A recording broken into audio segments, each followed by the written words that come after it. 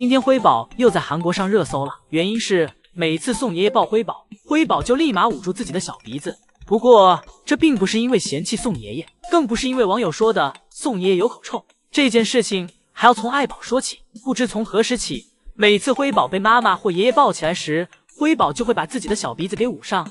特别是当爱宝抱辉宝时，辉宝会给自己的小鼻子捂得严严实实的。但当辉宝将鼻子挡起来时，爱宝就会咬辉宝的耳朵。爱宝通过轻咬辉宝来传递自己对辉宝的爱。比如爱宝想要和辉宝贴贴时，但辉宝却不想，辉宝不断阻挡着妈妈。辉宝察觉到妈妈要咬自己的鼻子了，立马用手阻挡妈妈。爱宝眼见辉宝的鼻子咬不成了，只好咬向了辉宝的耳朵。辉宝又立马用小手去阻挡妈妈。辉宝在妈妈怀里忙的是不可开交。而在宋爷爷抱辉宝时，就连当爷爷准备给辉宝喂奶时，辉宝都要时刻捂着自己的小鼻子，生怕爷爷咬自己鼻子一口。这些都是因为爱宝对辉宝过于宠溺和喜欢时，就会情不自禁忍不住的要去咬辉宝的鼻子。这也是爱宝对辉宝的爱，也可以说是爱宝是在用这种方式来传达自己对辉宝的爱意。可能爱宝有的时候会用力过猛，让辉宝感到了不适，而且每次爱宝在准备咬辉宝鼻子时，都是用将辉宝拉到怀里拥抱的姿势，所以辉宝才会不管被谁拥抱都会捂住鼻子。也是因为辉宝觉得爷爷和妈妈一样爱自己，怕爷爷也会情不自禁的去咬自己的鼻子，所以爷爷在抱自己时也会把鼻子捂住。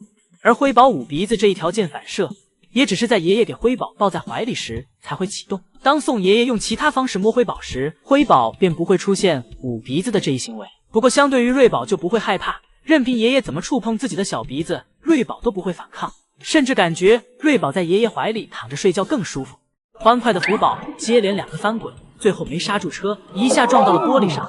早上福宝站在了妈妈的蛋糕上，给妈妈的蛋糕充当起了蜡烛。福宝看到妈妈来了，转头就要跑，但结果起猛了，从竹子蛋糕上摔了下来，头先着的地，给福宝摔了个晕头转向。一会儿福宝在妈妈耳朵边说要给妈妈一个惊喜，结果福宝爬到妈妈身上做起了标记，表示自己的爱就是给妈妈最好的礼物。福宝做完标记就往树上跑，而爱宝回头追福宝的功夫，被狡猾的福宝又不小心踹了一脚。一会儿爱宝趁福宝在冰床上玩耍时，过来按住福宝就是一顿胖揍。福宝挨揍完明显不服气，追上来还想咬爱宝。当爱宝回头查看时，福宝又立马装作什么事情都没有发生。福宝成功靠自己的伪装骗过爱宝。一会儿福宝趁妈妈坐着休息时，福宝从树上悄悄下来，一个偷袭给妈妈摁到了床上。当爱宝想爬上去追福宝时，福宝站在树上阻击妈妈，给妈妈强行摁着不让妈妈爬上来。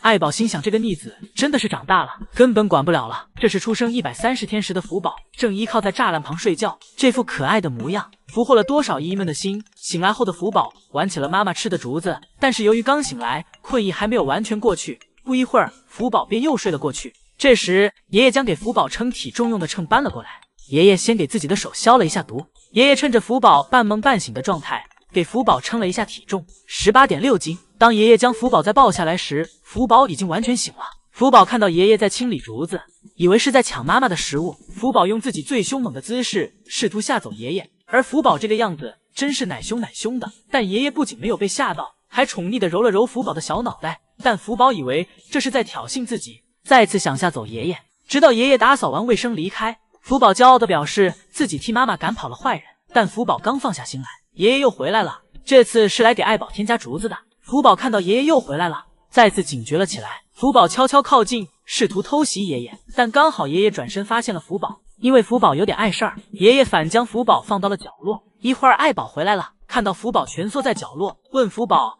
今天是有什么不开心的事吗？而爱宝在外面营业一天回来，看到福宝后，身上的疲惫也瞬间消失了，抱着福宝很快便进入了梦乡。这是出生第138天时的福宝，正在享受来自妈妈的关爱，但是妈妈的爱有点紧绷，让福宝有点喘不过气来了。福宝试图逃离妈妈的关爱，但是还没等走远，福宝就又被妈妈叼在了怀里，而这个姿势多少使福宝有点一言难尽。福宝不好意思地捂住了脸。福宝这个阶段是爱宝最稀罕他的时候，就连睡觉时，如果突然很想抱抱福宝，便会立马将福宝提起来，来上个180度翻滚，将其怀抱在怀里。看福宝这生无可恋的样子，似乎已经是习以为常了。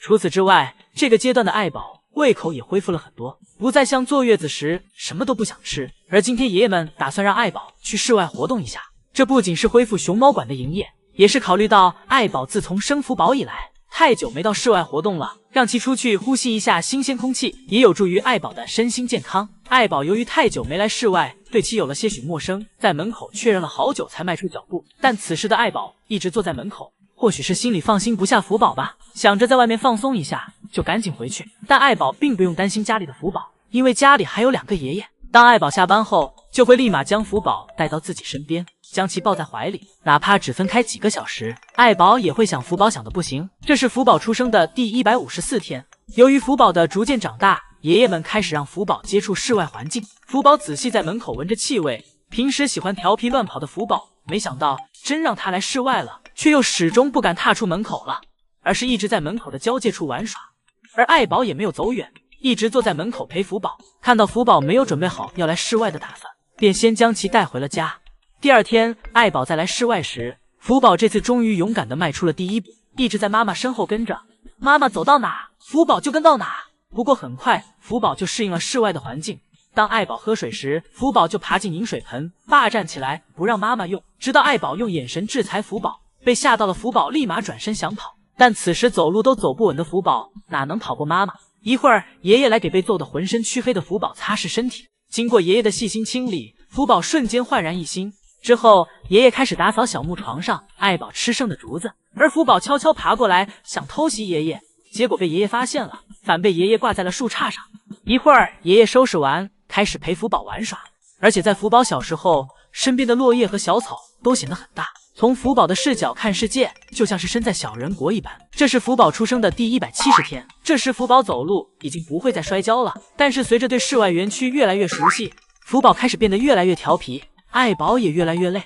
福宝会趁妈妈吃饭时挑衅妈妈，而爱宝一只手吃竹子，另一只手还要用来对付福宝。福宝折腾一会儿后，发现妈妈不理自己，便自己爬到树上去玩。对于刚学会走路的福宝，对于爬树时如何用力还并不是很熟悉，总是爬到一半就会摔下来。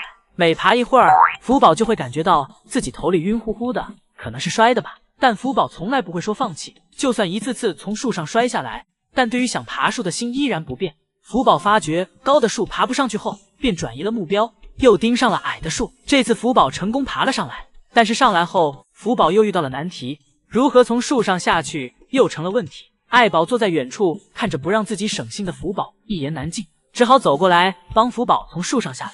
作为2个爷爷口中最会育儿的大熊猫爱宝，也会经常陪福宝玩耍，比如带福宝坐飞机，或是凭空飞起，以及强行下树，甚至福宝是皮球。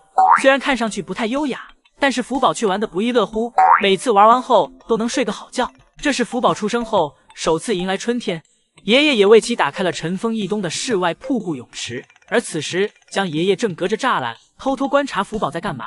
爷爷急切地想引导福宝来室外，呼吸一下这大自然的新鲜空气。爷爷看自己做不到，便请来了爱宝。爱宝喊了福宝几次后，同样没有反应，便自己先来到了室外园区。爷爷表示软的不行，看来只能来硬的了。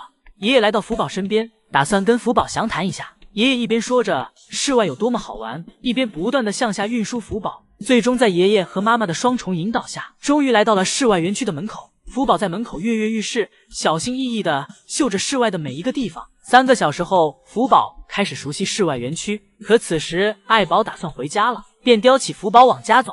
福宝此时从不想来室外，变成了不想离开室外，但自己太小，妈妈力气太大，没有反抗的余地，无情地被妈妈拖了回去。一会儿，福宝趁妈妈不注意，自己从室内园区偷偷溜了出来。不过很快，爱宝便发现福宝不见了，便出来找福宝。爱宝找到福宝后，再一次将福宝拖回。之后，福宝反复如此，一看到妈妈没有看自己，就立马跑出来。而爱宝也只能反反复复的出来抓福宝。